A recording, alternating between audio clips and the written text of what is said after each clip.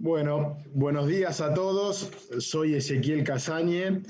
Tengo el honor de moderar el panel sobre el control judicial de actos administrativos y responsabilidad del Estado, cuyos disertantes son nuestros queridos amigos Eduardo Cordero Quinzacara y William Zambrano Cetina, grandes amigos de mi padre y grandes catedráticos y grandes juristas. Así que va a ser un honor moderarlos. Van a tener 30 minutos cada uno.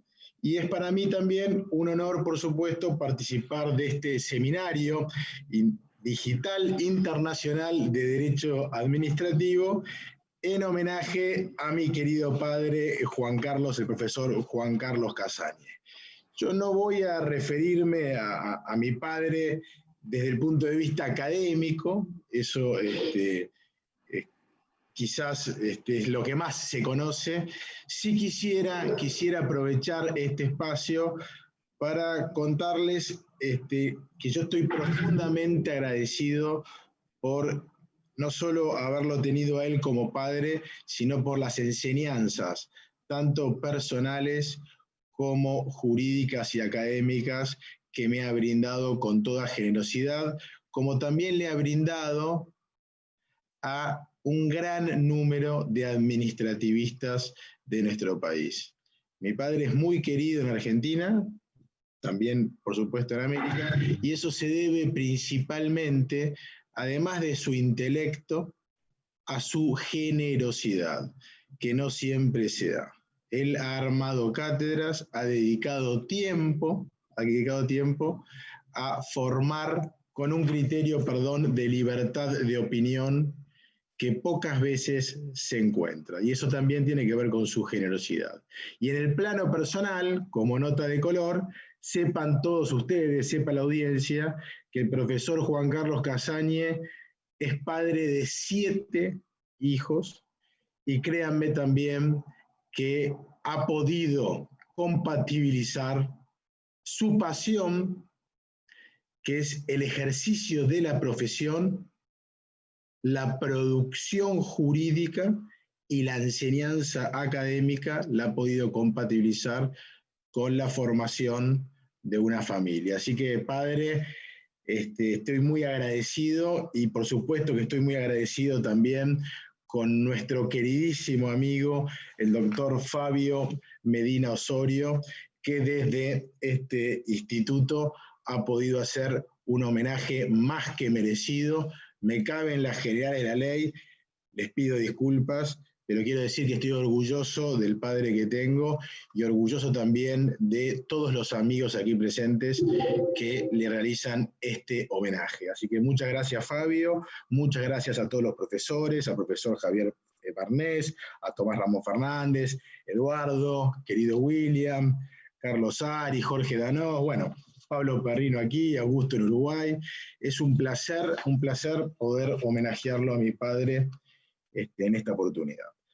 Ahora bien, antes de darle la palabra a los dos distinguidos, como dicen en Brasil, palestrantes, quisiera hacer una breve consideración del tema que van a abordar. Se trata obviamente del control judicial de los actos administrativos y la responsabilidad del Estado en el marco de la situación que estamos viviendo y que es probable que continúe hasta la llegada de la vacuna.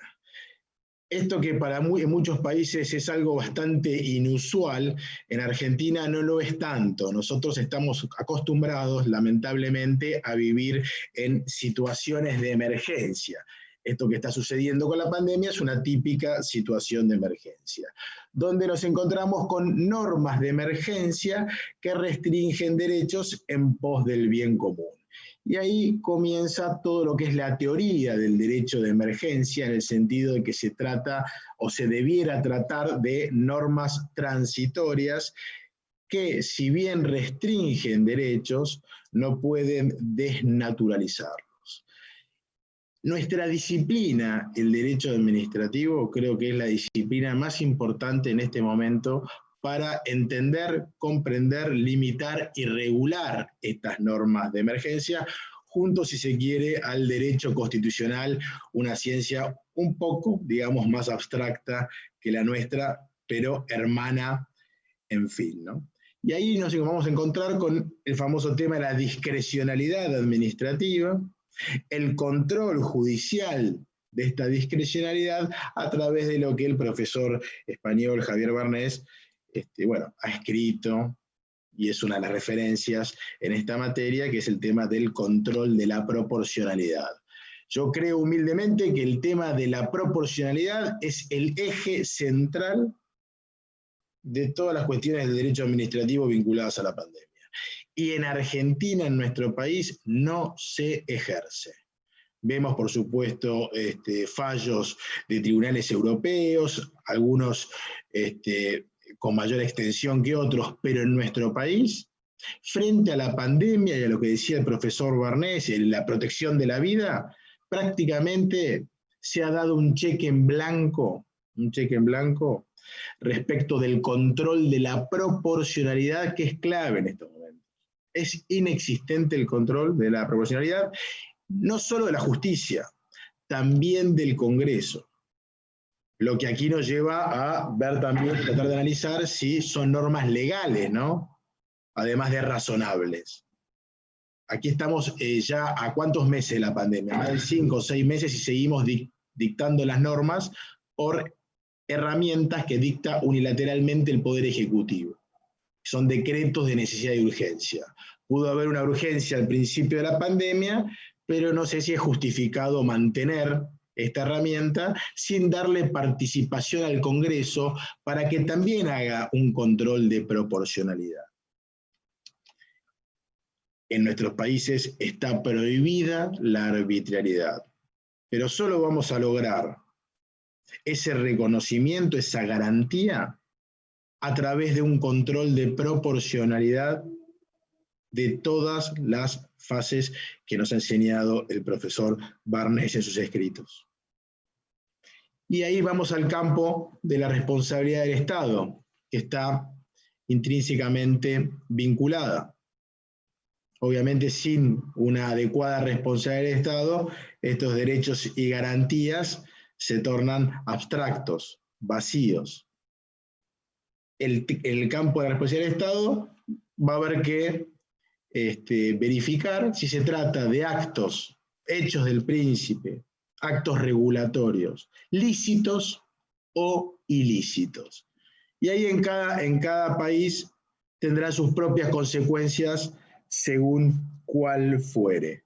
En nuestro país, por ejemplo, si hay un acto lícito, si es un acto lícito, también corresponde la responsabilidad del Estado, pero va a haber que sortear dos cuestiones que la jurisprudencia viene poniendo mucho énfasis, no solo la nuestra, sino también de otros países, que es entender bien cuándo estamos en presencia de un sacrificio especial en esta normativa general de la pandemia, y también poder sortear ese estándar que exige la ausencia de soportar un daño.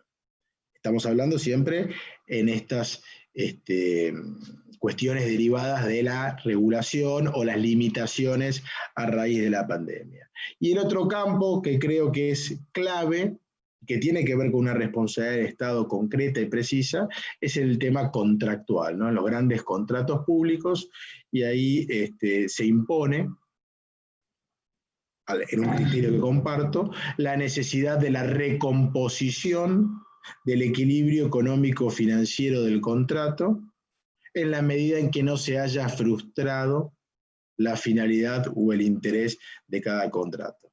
Van a ser todas situaciones, como decimos nosotros, de caso por caso analizar, pero creemos que la evolución del derecho administrativo nos va a permitir que la justicia, nuestros tribunales, puedan analizar la responsabilidad determinada en cada caso concreto.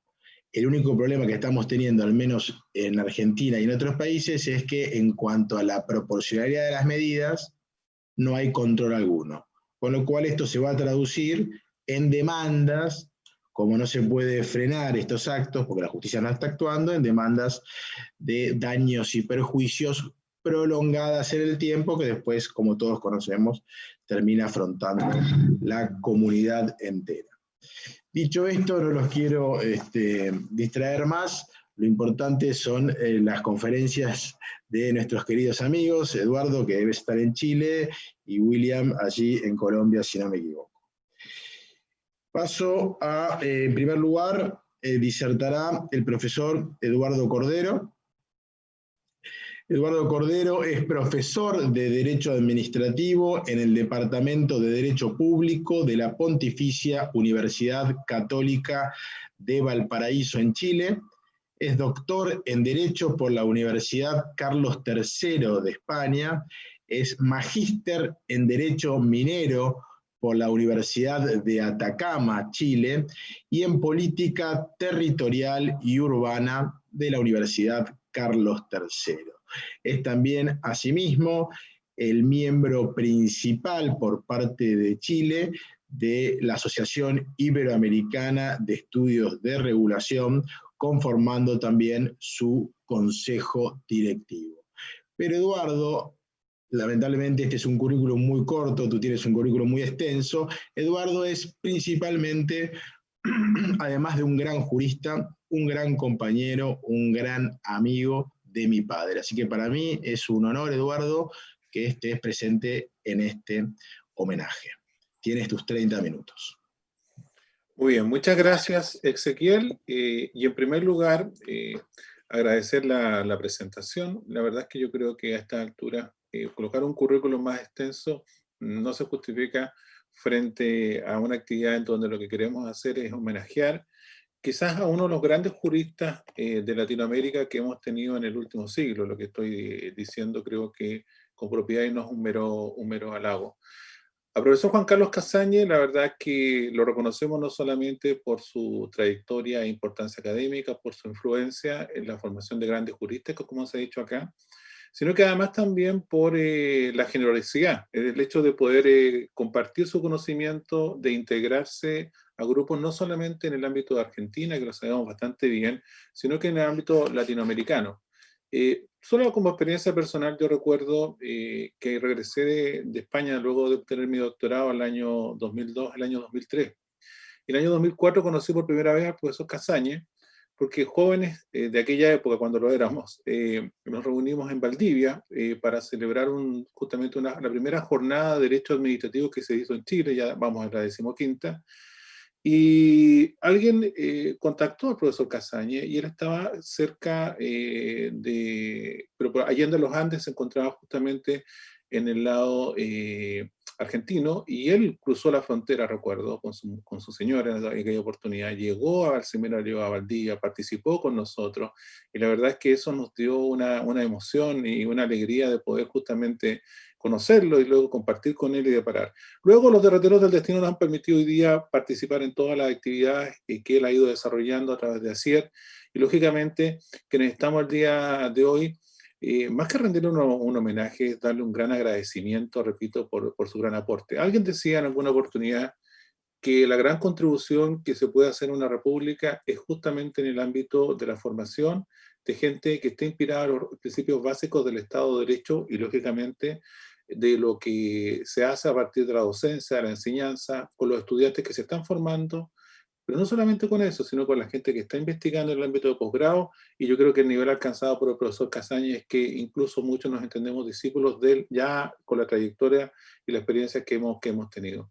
Se ha dicho esto, la verdad es que creo que transmito con estas palabras no solamente el reconocimiento personal, sino que de una gran cantidad de académicos de nuestro país que reconocen la autoridad y el peso intelectual que tiene, y que, como ustedes verán detrás de mi espalda, justamente estos anaqueles, una de las obras más importantes junto a los trabajos de Oriú podría ser, o los trabajos de grandes juristas como García de Enterría, Tomás Ramos Fernández. Lógicamente están los textos del gran profesor Juan Carlos Casañe, que entiendo yo dentro de la tradición latinoamericana, lógicamente está y se enmarca también de grandes juristas de argentinos, como ocurre con Rafael Bielsa y lógicamente su maestro Marienhof.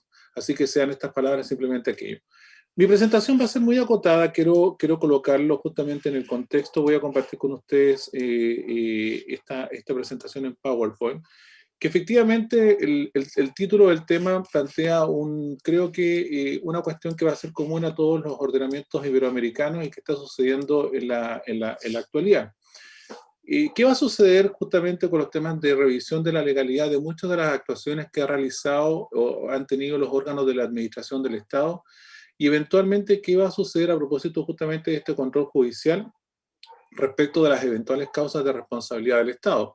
Que en el caso de Chile, quizás lo voy a mencionar al final, ya se ha planteado a propósito justamente de, creo que un poco anticipado, de alguna responsabilidad que podría haber tenido el ministro de Salud respecto a algunas medidas que había adoptado, pero era muy difícil tener un juicio respecto de una enfermedad cuya diagnóstico, medidas y tratamientos no están predeterminados.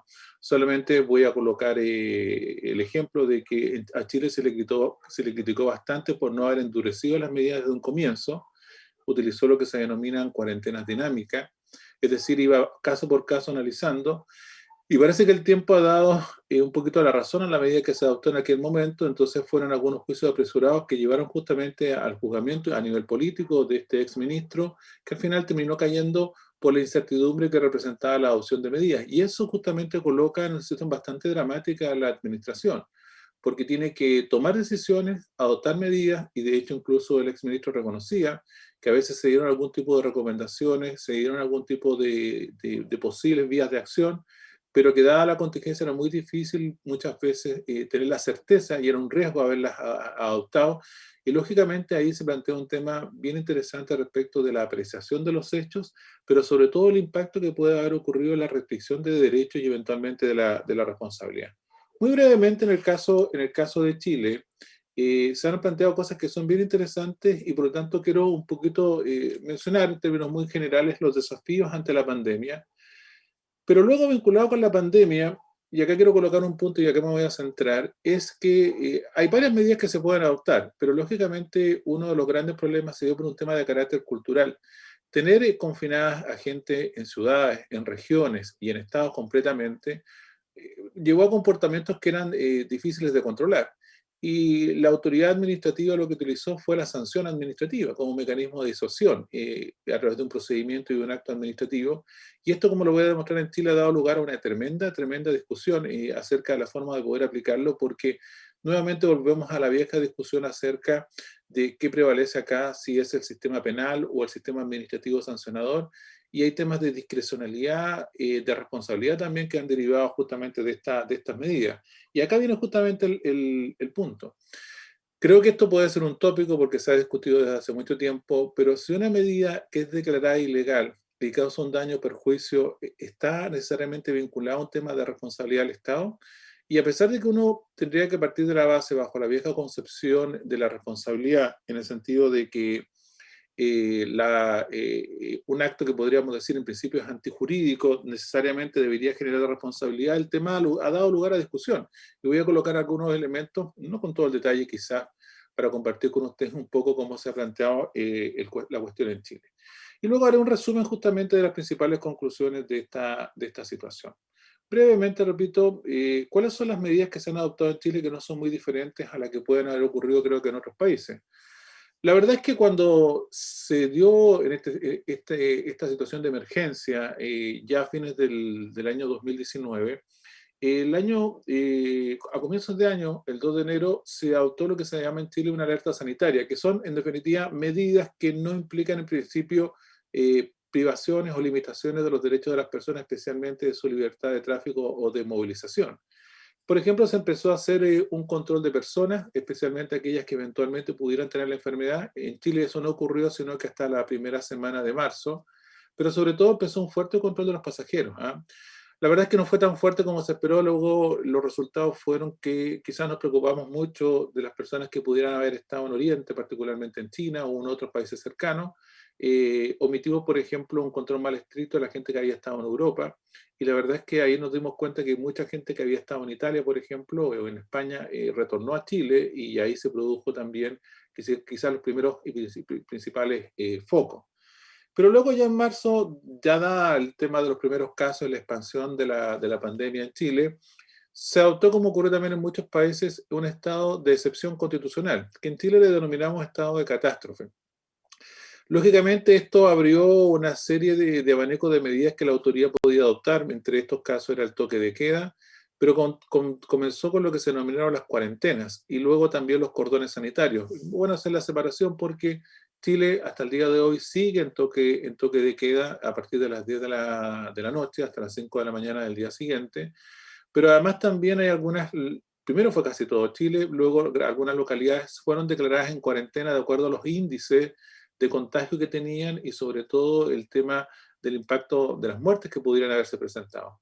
Y también se cerraron algunos lugares mediante la figura de los cordones sanitarios. Como bien señalaba Ezequiel, eh, nosotros, yo estoy en este momento en Valparaíso, en Viña del Mar, estamos a una hora, un poco más de Santiago, que constantemente tengo que ir a Santiago, pero no he podido ir a Santiago porque efectivamente existe un control sanitario.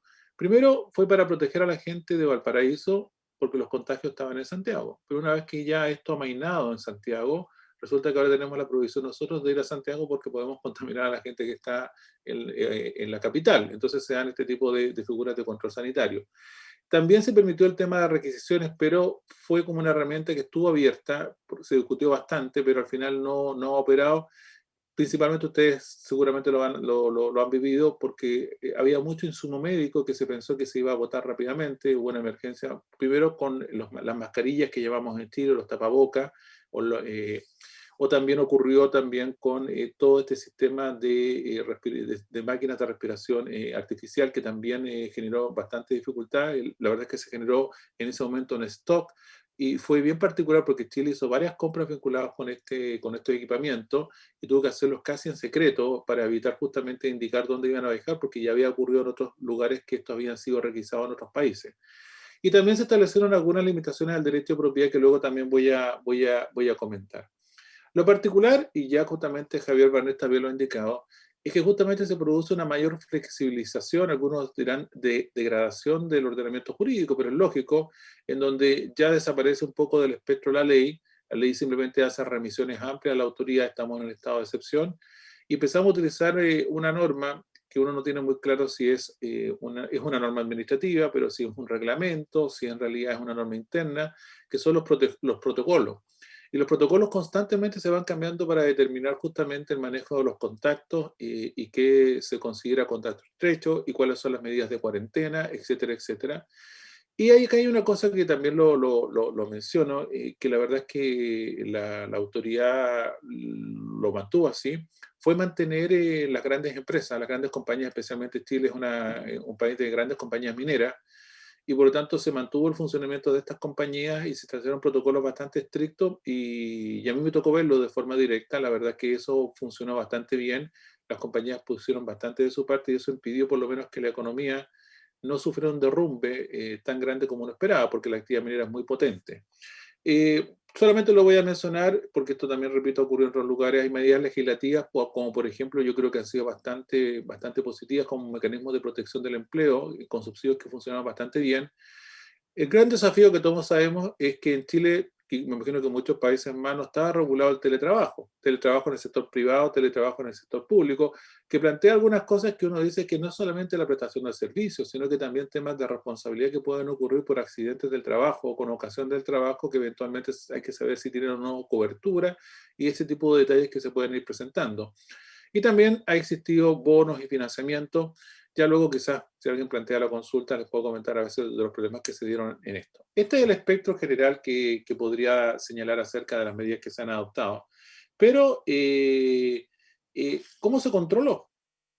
Tuvimos algunos problemas en Chile. Primero, porque lógicamente el sistema tiene que estar controlado por el Ministerio de Salud y la confianza tiene que estar dada en ello. Pero en momentos de incerteza, los gobiernos locales, particularmente las municipalidades, comenzaron a adoptar medidas un poquito que excedían sus competencias. Ellos empezaron a dictar normas, por ejemplo, de fronteras sanitarias, de cuarentenas municipales, que no estaban dentro del ámbito de competencia, y esto generó una serie de dificultades. Por ejemplo, ya estaban muy alarmados, especialmente cuando estaban funcionando servicios esenciales o compañías mineras, de que pudieran contagiar a la población.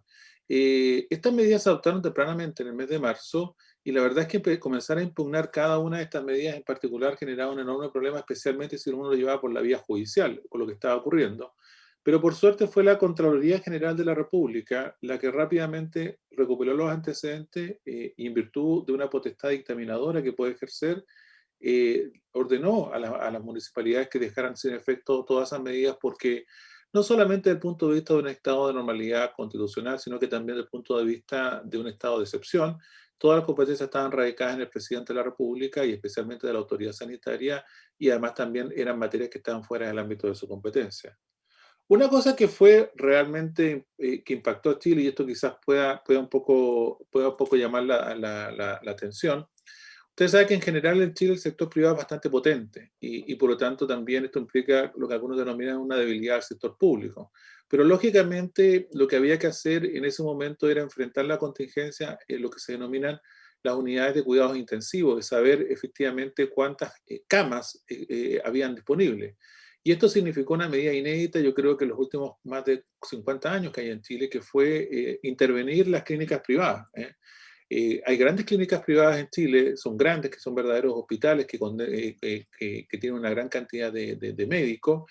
Y lo particular que esa medida se adoptó, se estableció un sistema único dentro del Estado y de control justamente de aquello, con justo medida con un interventor en cada una de las clínicas. Y si bien esto podía haber respetado o dado lugar a una fuerte reacción, porque repito, si uno hace una relación sector público-privado, la verdad es que en Chile es bastante potente el sector privado, la verdad es que esto demostró una señal de colaboración y no planteó ningún tipo de dificultad. Pero viene el último punto en donde justamente quiero centrar mi exposición, es justamente lo que algunos llaman el enforcement, es decir, cómo hacer cumplir todas estas medidas. Y esto tiene que ver con los mecanismos represivos que se han utilizado, la sanción administrativa.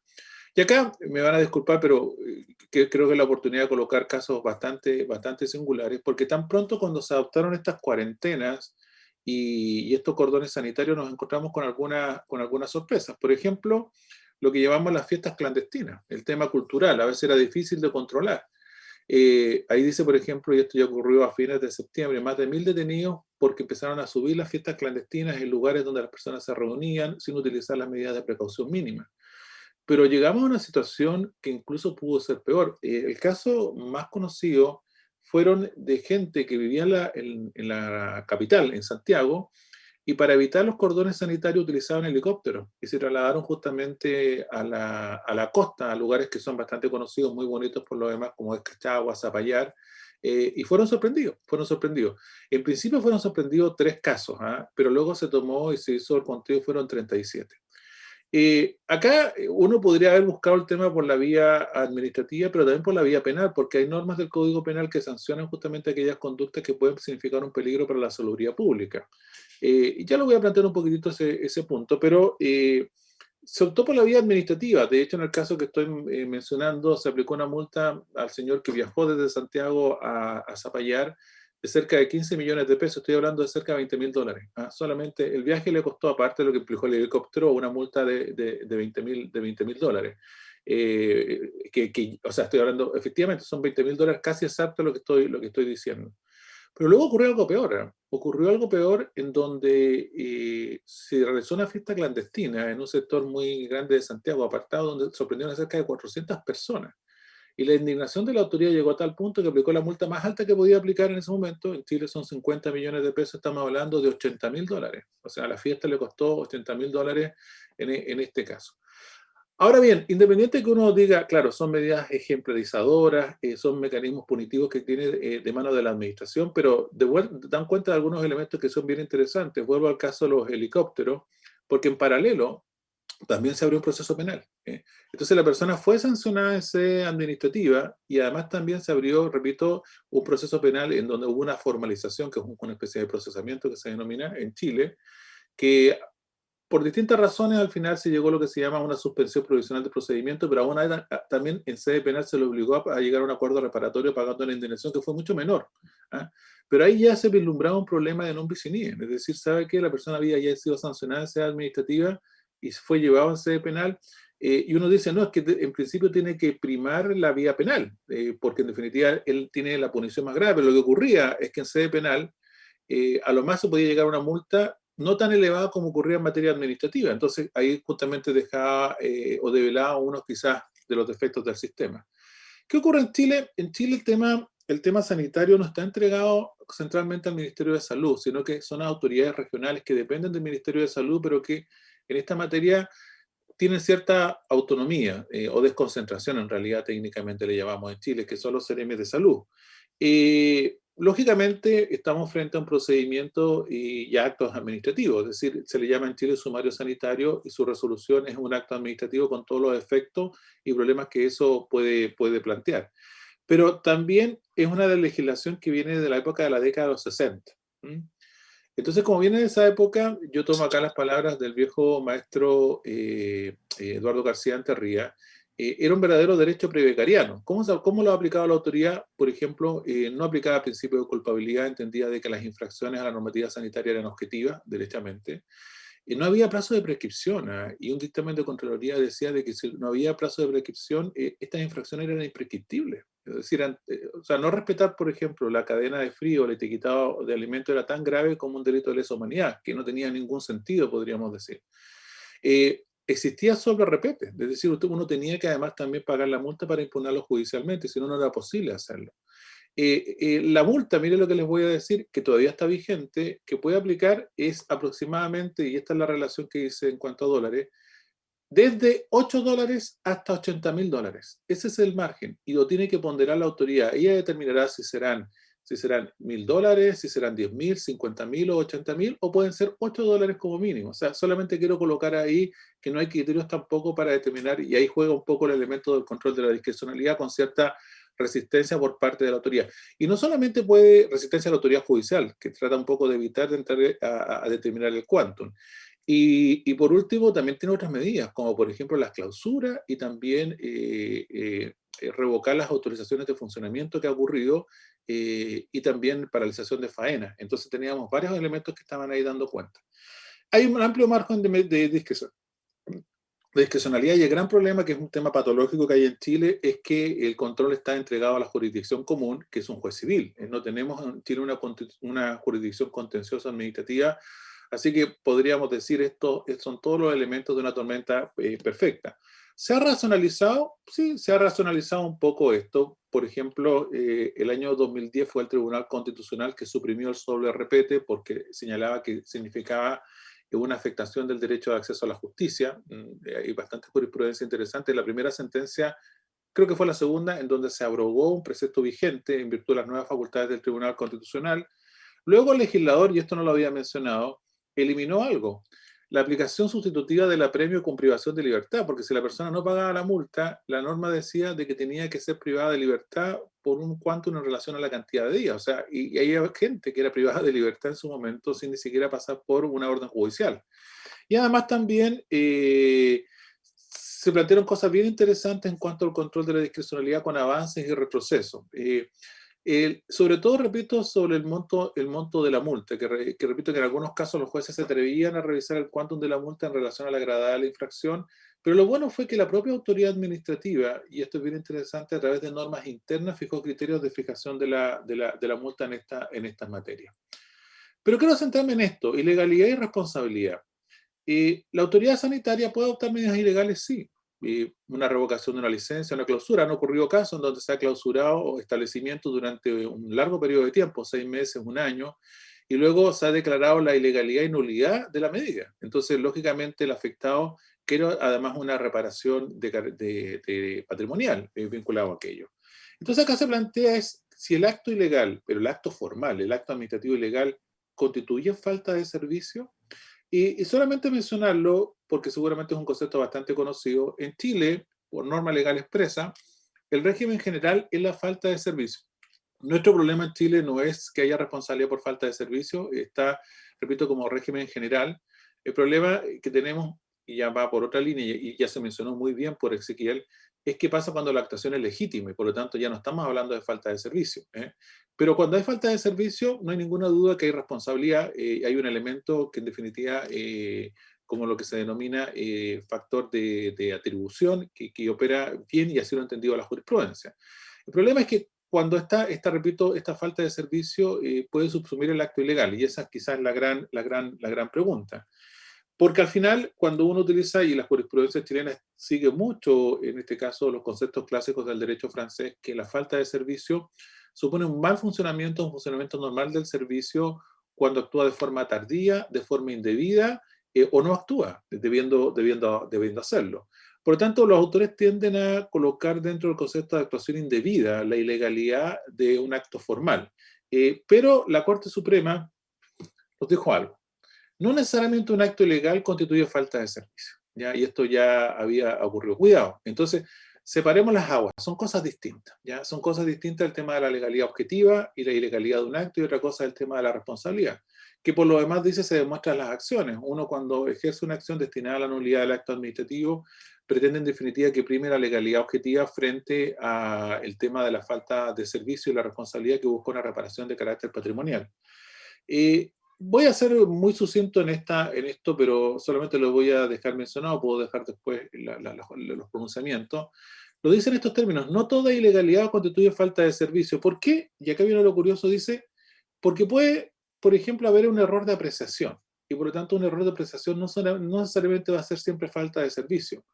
O puede haber un vicio de forma, es decir, ¿cuál es el vicio de forma? Que la medida hubiera sido adoptada por una autoridad no competente, pero si lo hubiera adoptado la autoridad competente, igual hubiera dado lugar a ella. O se utilizó un procedimiento que no era el regular, pero si se hubiera utilizado el procedimiento regular, igual se hubiera dado lugar justamente a la medida. El tema primero del error de apreciación, lo voy a dejar ahí planteado, y acá tengo que un poco decir cuál es la razón de esa afirmación. Viene derechamente tomado del derecho francés, y eso no cabe ninguna duda. Y esto viene de la redacción de la pluma de uno de los juristas y magistrados más importantes en el último tiempo en Chile, el profesor Pedro Pierri Arrau, que fue justamente, integró y fue presidente de la tercera sala de la Corte Suprema, que es la Sala de Contencioso Administrativo. Y era un caso bien particular, porque fue un caso en donde una empresa inmobiliaria impugnó un plan general de ordenación urbana, un plan regulador, porque la autoridad que había adoptado la medida era incompetente. Y junto con pedir la nulidad, porque el sistema de impugnación lo permitía, permitió el derecho a los perjuicios. Y ahí justamente sale esta frase que dice, mire, ¿sabe qué? Vamos a anular el instrumento de planificación territorial o el plan general de ordenación urbana, pero no necesariamente el hecho de que anulemos y declaramos la ilegalidad de ese instrumento implica que haya responsabilidad, y coloca justamente esta frase de error en la apreciación y vicios de forma. La verdad es que uno, cuando empieza a buscar acá los elementos, efectivamente, Pierri lo que hizo en esa sentencia, que estoy hablando de una sentencia del año 2011 aproximadamente, y que después se ha repetido en varios otros pronunciamientos posteriores. Él ya no forma parte de la Corte Suprema, la integra a veces como abogado integrante, que decimos en Chile, pero se la mantiene la Corte Suprema. El caso es que lo tomó justamente de la jurisprudencia que era relevante previo al año 1973. Tomó obras de André de Loadier, lógicamente, y sobre todo de Bedel, porque Bedel colocaba un elemento que decía, ¿sabe qué? El error de apreciación hay que distinguir, porque hay errores de apreciación que son, podríamos decir, menos graves que otros. Entonces hay que ponderar algunos, y por lo tanto no necesariamente un error de apreciación conlleva culpa, porque la autoridad, en el caso concreto, en el caso particular, como ocurre por ejemplo en temas de pandemia, comete errores de apreciación, pero dadas las circunstancias y el momento, no necesariamente el error de apreciación puede llevar a un tema de falta de servicio. Y el tema de los vicios de forma, la verdad es que también plantea un problema que luego voy a señalar, porque es un tema de relación causal al final. Es decir, ¿sabe qué? Independiente de que la autoridad no sea competente, el procedimiento no haya sido adecuado, igual se hubiera adoptado la medida que tenía que haberse adoptado, entonces usted no puede acá en definitiva alegar algo distinto. Me parece muy delicado el tema del error de apreciación, porque el tema de error de apreciación al final está vinculado a los motivos del acto administrativo, a la apreciación que hace la autoridad respecto de la calificación jurídica de los hechos y de las normas y de la interpretación. De hecho, hay un caso que fue bien interesante en donde, y esto es lo particular que da cuenta justamente de lo delicado que puede ser este criterio, en donde un señor de forma ilegal se le denegó el otorgamiento de una pensión porque la autoridad hizo una interpretación que entendía que no le correspondía la pensión. Lógicamente él impugnó aquello y luego la autoridad dijo efectivamente que la interpretación no era legal, que había que cambiar y que tenía derecho a la pensión. Pero luego él, durante todo el tiempo en donde no percibió la pensión, y además también sufrió un perjuicio, él quería que demandarlos por juicio. Si bien la mayoría de la sala de la Corte Suprema dijo, sabe que efectivamente ese acto fue ilegal, porque hubo una interpretación y un tema de apreciación que era ilegal, corresponde por lo tanto a la indemnización, pero hubo 2 votos de minoría en donde dijeron, y acá está el punto, de que la autoridad que había resuelto en ese momento había resuelto de forma razonable, es decir, había hecho un razonamiento jurídico que luego no fue compartido por los tribunales y por lo tanto que era plausible. De tal manera de que si bien había diferencias de interpretación, eso no podía ser lugar de falta de servicio, porque al final el acto estaba fundado, quizás no se compartía el criterio. Entonces llegamos a un punto que repito que era bastante delicado. De hecho, los autores señalan en el caso de Francia que después de 1973 en adelante, ya no se distingue si realmente acá hay un error de apreciación de gran magnitud, de menos magnitud para hacer esta distinción, porque se entiende per se de que el acto ilegal sería falta de servicio. Pero creo que es un tema que, repito, genera esta desvinculación entre ilegalidad y responsabilidad en los términos que acabo de señalar. Y ya para terminar, la verdad es que no quiero abusar del tiempo, hay una relación de nulidad y responsabilidad, yo creo que está bien resuelta, pero solamente la quiero acá mencionar, porque se planteó en algún momento en Chile de que para poder primero demandar de responsabilidad había que antes obtener la nulidad del acto administrativo. ¿Mm? Y por lo tanto, si no se había habido un pronunciamiento acerca de su validez, nulidad, no era necesariamente posible ir de responsabilidad. Pero esto fue corregido rápidamente por la Corte Suprema, siguiendo por lo demás también el derecho francés, porque están de las viejas categorías de fines del siglo XIX en Francia, en donde justamente se distinguieron entre la acción de por exceso de poder y la acción de plena jurisdicción. Y lo que ha dicho justamente la jurisprudencia francesa es que la acción de plena jurisdicción perfectamente se puede examinar y se puede cotejar la legalidad del acto, no para efectos de anular el acto, sino para efectos de determinar si es procedente, en este caso, la acción de responsabilidad. Y por lo tanto eso ya ha quedado bien establecido en estos términos. Pues nada, quería compartir el día de hoy un poquito estas reflexiones acerca de lo que está sucediendo en Chile, las medidas de la pandemia, un poco referirme a lo que está ocurriendo en el ámbito del derecho administrativo sancionador, que por suerte está evolucionando bastante bien, y lo interesante de esta vinculación que se produce entre la ilegalidad del acto administrativo y la posible subsunción con, repito, un tema de responsabilidad. Nuevamente agradezco las palabras de Ezequiel y también mis congratulaciones al homenajeado, que por lo demás son muy merecidas por la trayectoria y el gran aporte que ha hecho en este caso al derecho público, no solamente en Latinoamérica, yo creo que en Iberoamérica en general. Muchas gracias. Bueno, muchísimas gracias, profesor Cordero. Como siempre, muy claro, abarcativo y profundo. Y muchas gracias también por respetar, esto es importante para los moderadores, respetar el tiempo asignado. Bueno, a continuación tendrá lugar la disertación del profesor William Zambrano Cetina. El profesor Zambrano es árbitro de la Cámara de Comercio de Bogotá, Colombia, ex magistrado, tiene una maestría en Ciencias Administrativas de la Universidad París II, es profesor invitado en la Universidad de Burdeos, institución donde realiza su doctorado en el Centro de Estudios Comparados sobre Constituciones, Libertades y Estado. Ex magistrado del Consejo de Estado de Colombia.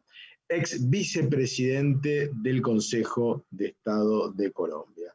Y al igual que Eduardo, William es un gran amigo de mi padre.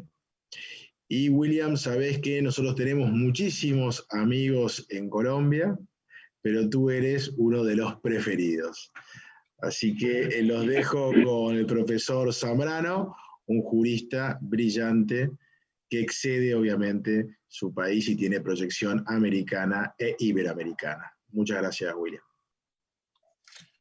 Mil gracias, Ezequiel.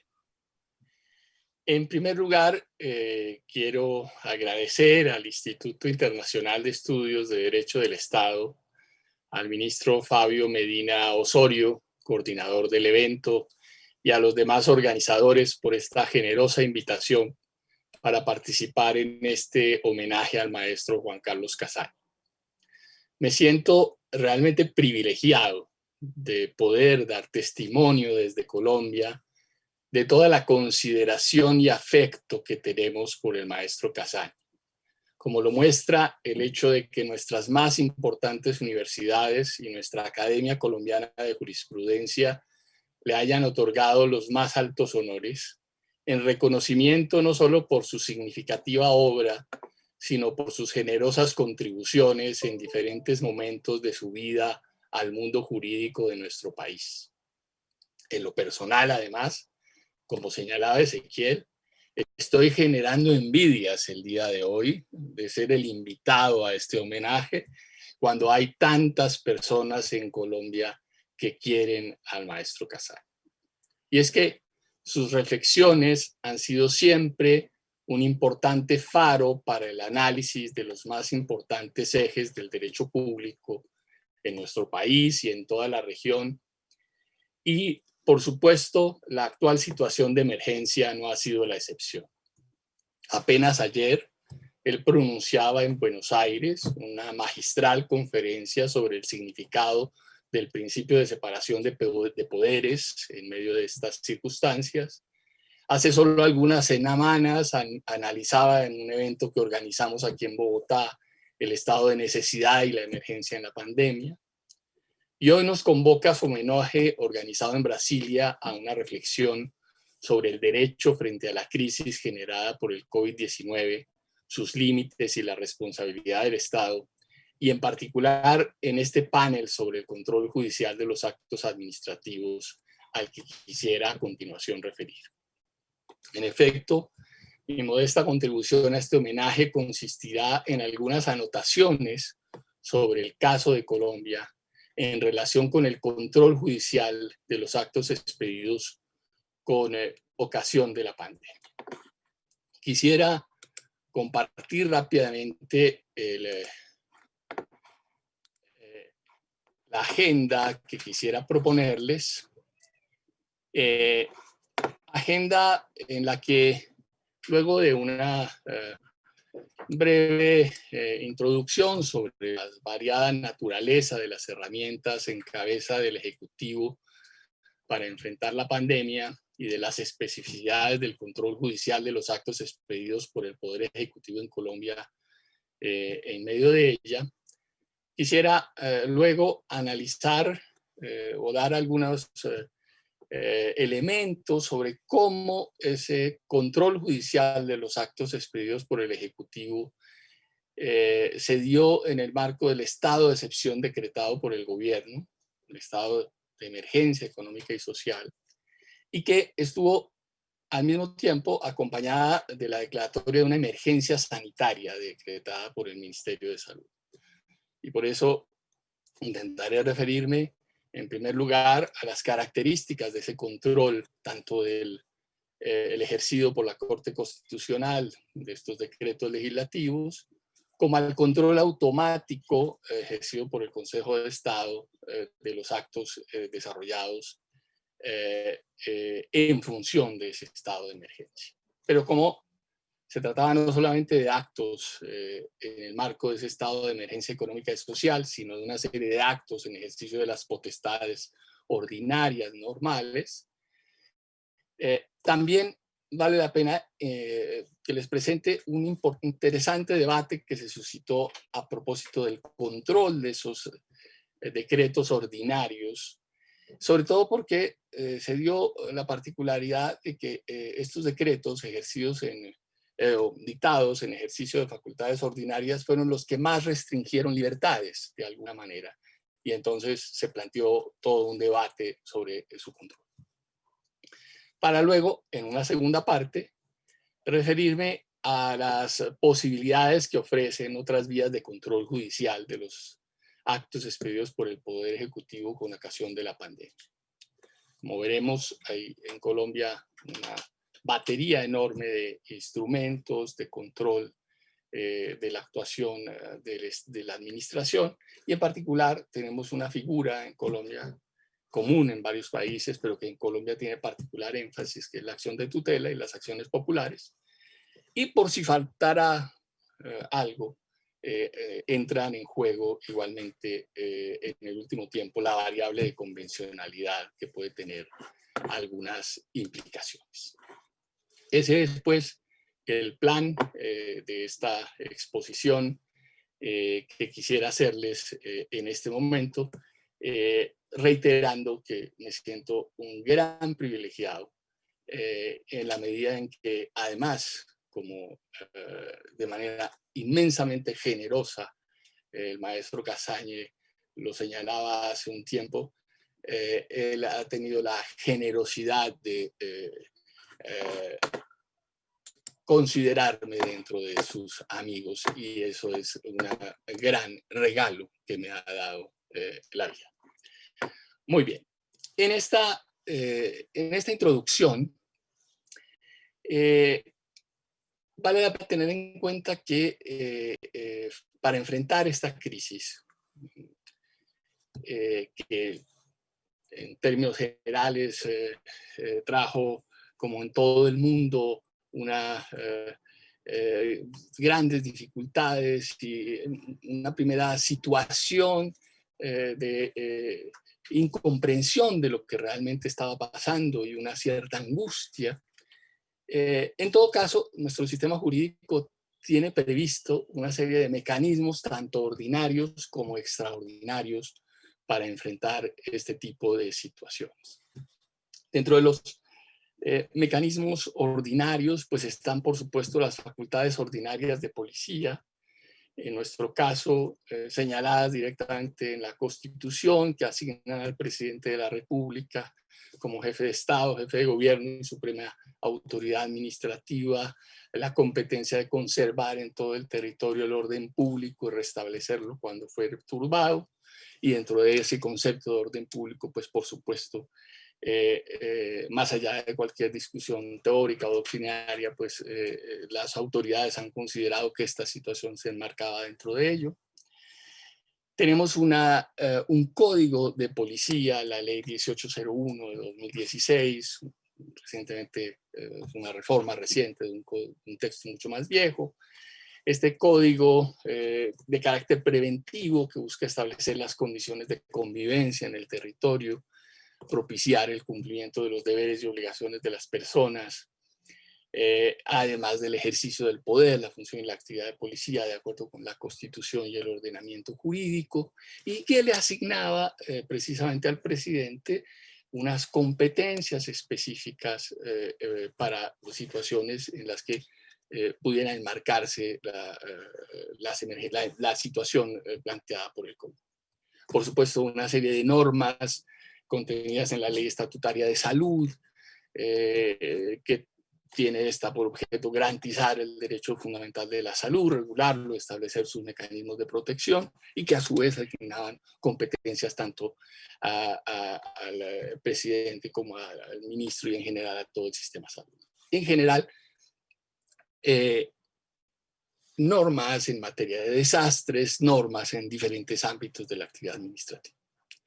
Pero además de esta batería normativa de la que se pudiera echar mano, nuestra Constitución prevé mecanismos extraordinarios para situaciones de excepción que se encuentran regulados directamente en la Constitución y muy detallados en su ejercicio. Por supuesto, las situaciones de guerra exterior, de conmoción interior, que corresponden a otras hipótesis, pero la que se enmarcaba en este caso era la de emergencia económica y social, regulada en nuestra Constitución en el artículo 215, que señala que cuando sobrevengan hechos distintos a los previstos, situación de guerra o conmoción interior, que perturben o amenacen perturbar en forma grave e inminente el orden público, económico, social o ecológico, El presidente, con la firma de todos los ministros, podrá declarar el estado de emergencia para periodos hasta de 30 días en cada caso, que sumados no podrán exceder de 90 días al año calendario. Es mediante tal declaración, que debía ser motivada, podrá el presidente, con la firma de todos los ministros, dictar decretos con fuerza de ley destinados a conjurar la crisis exclusivamente y a impedir la extensión de sus efectos. Esos decretos deberán referirse a materias que tengan relación directa y específica con el estado de emergencia y podrán en forma transitoria establecer tributos o modificar los existentes. Las medidas dejarán de regir al término de la siguiente vigencia fiscal, salvo que el Congreso durante el año siguiente otorgue carácter permanente. El Congreso examinará por un lapso de 30 días, prorrogable por acuerdo de las dos cámaras, el informe motivado que le presente el gobierno sobre las causas que determinaba el estado de emergencia, las medidas adoptadas, y se pronunciará expresamente sobre la conveniencia y oportunidad de las mismas. Muy bien, esa regulación extraordinaria pues servía también de herramienta para que la administración pudiera responder ante la crisis. Estas herramientas tenían a su vez que enmarcarse dentro de las especificidades de nuestro control judicial de los actos expedidos por el Ejecutivo, un control judicial establecido expresamente para estas situaciones de emergencia, control atribuido a la Corte Constitucional en caso de declaratoria de estados de excepción y de los decretos legislativos expedidos en desarrollo del mismo por el gobierno, y también un control automático de los actos administrativos que desarrollen esos actos legislativos atribuidos a la Constitución de lo contencioso administrativo. En nuestro sistema se prevé además una amplia batería de vías de control de la acción judicial, de control judicial de la actuación administrativa ordinaria, llamémosla así, la nulidad por inconstitucionalidad, el control inmediato de legalidad al que acabo de referir, la nulidad por restablecimiento por derecho, la reparación directa para la responsabilidad, en fin, una batería enorme establecida en el código, a la que hay que sumar entonces también estos instrumentos señalados en la Constitución de las acciones populares y de la tutela. Esta batería se convirtió en muy importante y resulta muy importante, dado que por las circunstancias mismas, los demás controles, en particular el control político del Parlamento, se vio bastante limitado. Y ha existido en Colombia todo un debate sobre el alcance y sobre la, digamos, cierta debilidad, entre comillas, de ese control político que ha sido ejercido hasta el momento. Entonces ha tomado protagonismo, sin duda, el control ejercido por el Poder Judicial. Y aquí vale la pena entonces que miremos cuáles eran las características de ese control ejercido por primero la Corte Constitucional en relación con los decretos legislativos expedidos y luego por el Consejo de Estado. En la medida en que fue necesario responder a la crisis, el gobierno dictó medidas que buscaban aislar a la población, medidas que tomó esencialmente a través de sus competencias ordinarias, pero tenía que responder a la emergencia económica y social creada, y allí es donde utiliza esencialmente la figura del estado de emergencia económica y social. Esos decretos dictados por el Ejecutivo que tienen naturaleza legislativa deben ser enviados a la Corte Constitucional al día siguiente de su expedición para que ella decida sobre su constitucionalidad. Además de los requisitos de forma, todos estos decretos deben cumplir con unos ciertos juicios sustanciales. La jurisprudencia constitucional ha hecho todo un análisis sobre la finalidad. Toda medida debe estar directa y específicamente dirigida a conjurar las causas de la perturbación y a impedir la extensión o agravación de sus efectos.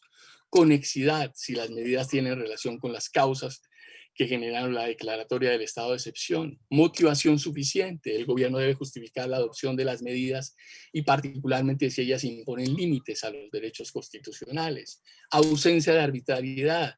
Que no se violen prohibiciones constitucionales de la ley estatutaria y de los tratados que hacen parte del bloque de constitucionalidad sobre derechos humanos. Intangibilidad, que no afecten los denominados derechos intangibles señalados en nuestra Constitución. Esencialmente los contenidos en los tratados de derechos humanos, de no contradicción específica, que no choquen con el texto de la Constitución, que no hagan, por ejemplo, una desmejora de los derechos sociales de los trabajadores durante el estado de emergencia. Incompatibilidad. Cuando se suspendan leyes, el gobierno debe explicar las razones por las cuales esas normas son irreconciliables con el estado de excepción. Necesidad fáctica, en tanto las medidas deben ser conducentes para superar la crisis o evitar la extensión de sus efectos. Y estas medidas deben resultar suficientes, pertinentes. Y aquí lo que se ha hablado toda esta mañana, proporcionalidad. Las medidas deben ser equilibradas frente a la gravedad de los hechos. Las restricciones a los derechos y garantías deben imponerse en el grado absolutamente necesario para retomar la normalidad. No discriminación por estas causas sospechosas de sexo, raza, religión. En fin, hay toda una batería establecida en la jurisprudencia y que efectivamente ha venido siendo aplicada por la Corte Constitucional en el examen de los casi 200 decretos expedidos por el gobierno en estas 2 emergencias que se surtieron, que ya terminaron. El balance en general de este examen por la Corte ha sido, aquí les comparto nuevamente pantalla para mirar ese balance que ha hecho la propia Corte Constitucional del examen de estos decretos. En general, las medidas han sido declaradas constitucionales, algunas han sido declaradas constitucionales de manera condicionada y varios de ellas han sido declaradas inexequibles. Un elemento que resulta interesante que surgió de este examen es el que, curiosamente, la vigencia de muchos de los decretos legislativos adoptados al amparo del estado de emergencia económica y social quedó supeditada a la vigencia de la denominada emergencia sanitaria declarada mediante resolución del Ministerio de Salud y Protección Social. Es decir, que la vigencia o duración de las normas de excepción con fuerza de ley quedó sometida a la voluntad de una autoridad administrativa.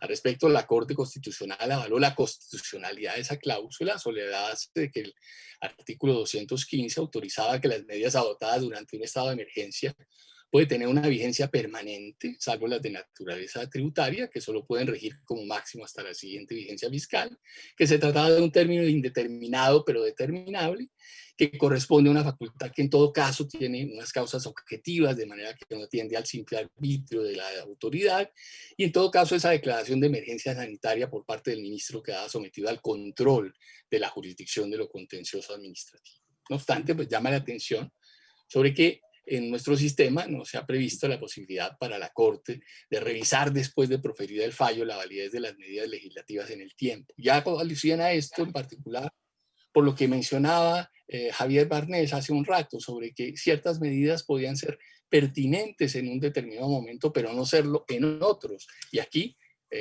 esta circunstancia vale la pena tomarla en cuenta.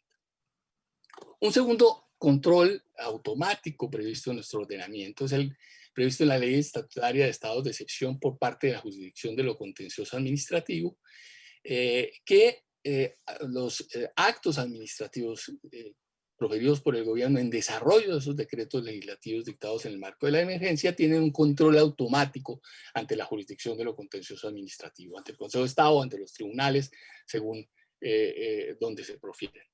Y este control, pues, implica que el Consejo de Estado, la jurisdicción, haya tenido que organizarse de manera sistemática para efectuar ese control. Aquí vale la pena tener en cuenta que La jurisdicción de lo contencioso dice que es competente para realizar ese control inmediato que contengan medidas de carácter general, que se profieran en ejercicio de función administrativa, que desarrollen los decretos legislativos durante los estados de excepción. Son los criterios necesarios para hacerlo. Y así lo ha hecho la jurisdicción con una característica que vale la pena mencionar aquí. En el registro que hay en el Consejo de Estado de los decretos, de las normas que fue necesario dictar desde 1991 hasta acá, el balance era pequeño. Entre nosotros, en este año, prácticamente han tenido que examinarse por el Consejo de Estado cerca de 1000 de estas decisiones. Es decir, la proliferación normativa a todos los niveles ha sido bastante grande. Pero quisiera dedicarme particularmente a reseñar el debate suscitado a propósito del control de los decretos ordinarios que establecieron limitaciones a las libertades en el marco de la emergencia sanitaria. Al estudiar el decreto que declaró la primera emergencia económica y social y ecológica, se presentó una controversia ante la Corte por parte de varios ciudadanos que solicitaron a esta asumir la revisión oficiosa, definitiva e integral de varios decretos que establecían las medidas temporales de aislamiento preventivo obligatorio, aun cuando formalmente no se hubieran expedido al amparo del estado de excepción y no tuvieran rango de ley, pues se trataba de decretos reglamentarios del Código de Policía. La petición ciudadana se sustentó en que los referidos decretos eran las medidas más restrictivas en materia de libertades que hasta entonces el gobierno había dictado en el contexto de la pandemia, incluso aún más que las dictadas al amparo del estado de excepción, y que por eso motivo, decían los demandantes, debía entenderse como asuntos de resorte propio del legislador y no de ejecutivo en ejercicio de sus funciones ordinarias, que se restringían derechos fundamentales, etc. Finalmente, la Corte decidió limitarse al estudio de constitucionalidad de los decretos que declaran el estado de excepción y negó la petición de extender el control, reconociendo la competencia del Consejo de Estado que le es atribuida en este caso desde hace tiempo. Hay un largo debate que lleva mucho tiempo entre las competencias del Consejo de Estado y de la Corte Constitucional en materia de control de ciertos actos. A la Corte Constitucional se le asigna el control de las leyes y de ciertos actos del Ejecutivo, precisamente listados, y el Consejo de Estado tiene el control de todos los demás. Y aquí era una nueva etapa de ese debate en el que la Corte Constitucional respetó esa competencia del Consejo de Estado. A su vez, dentro de la propia jurisdicción, por estas mismas razones que acabamos de recordar, de la gravedad, digamos, de las limitaciones, se presentó un debate sobre si debía el control que ejerciera el Consejo de Estado ser de naturaleza automática o si debía esperarse demanda por parte de los ciudadanos. Y allí, en un primer momento, ante la situación que se presentó en la que se habían suspendido los términos y la posibilidad de las personas de acudir ante la jurisdicción, se había olvidado por el Consejo Superior de la Judicatura incluir dentro de las excepciones a esa suspensión de términos y a esa imposibilidad de acudir ante la jurisdicción, precisamente la acción de nulidad por inconstitucionalidad de estos decretos. Se planteó en alguna providencia inicial del Consejo de Estado, en alguna sala unitaria, la posibilidad de que el Consejo de Estado acudiera a ese control automático, pero rápidamente el Consejo de Estado negó esa posibilidad, se suplió esa deficiencia que se ha presentado en esa norma que no había incluido dentro de las excepciones para poder acudir ante la jurisdicción en condiciones en las condiciones previstas por el Consejo Superior de la Judicatura de la Judicatura para el tiempo de pandemia, y entonces no había ya razón para no respetar el normal mecanismo que era el control mediante demanda. Hay una providencia de un muy querido colega que el maestro Casaña conoce y admira y quiere también, que es el doctor Guillermo Sánchez, en el que el Consejo de Estado hizo una precisión muy clara sobre que aún en estas circunstancias el juez no puede exceder sus competencias y el argumento de la tutela judicial efectiva no puede exceder el tema de la competencia. Y por lo tanto, digamos, el control se viene ejerciendo ahora mediante los cánones normales y mediante demanda. En todo caso, estas circunstancias mostraron que había una urgencia o una cierta petición por parte de los ciudadanos de un control más rápido e inmediato de las decisiones adoptadas por el gobierno. Y nuestro sistema ofrece otras posibilidades, en particular que ofrecen tanto las acciones populares como las acciones de tutela entre nosotros. Las acciones populares destinadas a señalar el respeto de los derechos fundamentales, y allí entonces fue presentada una acción de tutela para defender los derechos de las personas mayores. Se llamó aquí una famosa tutela de la rebelión de las canas, y el Tribunal Administrativo le dio la razón a los demandantes y consideró que efectivamente se estaban restringiendo de manera desproporcionada los derechos de estas personas. Y un segundo ejemplo es el de una acción popular que limitó, tomó una medida cautelar y limitó la posibilidad para el gobierno de conceder un préstamo a la empresa Avianca. Es decir, que los controles, la batería de controles, ha operado de manera eficaz en nuestro sistema. Me quedan muy pocos minutos para concluir. Simplemente dejar enunciado que dentro de toda esta batería de control surge todavía y se abre todavía una puerta en lo que se refiere al tema de convencionalidad, que también ya está siendo invocado. Particularmente en el caso de Colombia, se ha invocado con las circunstancias que se han presentado en las cárceles, con la situación de confinamiento y digamos, las situaciones muy precarias y que han llevado a que se tema la presentación de ciertas demandas en contra del Estado en ese ámbito. Pero en general, como ven, la respuesta del Poder Judicial, la respuesta de los controles en general por parte de nuestra jurisdicción ha sido suficiente, inmediata, y responde a ese deseo de que durante esta pandemia el Estado de Derecho no se ponga en cuarentena. Reitero nuevamente mi agradecimiento por esta invitación, mi felicitación al homenajeado y mi mensaje junto con mi familia de corazón para él y para su familia. Muchas gracias, profesor Zambrano. Nuevamente agradecer al profesor Cordero, William, Eduardo, estuvieron magníficos como siempre. Y bueno, con estas magníficas disertaciones damos por concluido este panel, anunciando que el próximo panel, el tercero, va a tratar sobre nuevos paradigmas del derecho administrativo en el século, como dicen en Brasil, 21. Y van a formar parte del panel el profesor Floriano de Acevedo Marqués Neto y el profesor Carlos Ari Zumfeld, ambos grandes amigos de mi padre también y grandes juristas, con la mediación de Marcio Camarosano. Así que bueno, damos por finalizado este panel, agradeciendo a los participantes y a la audiencia. Y nuevamente al homenajeado.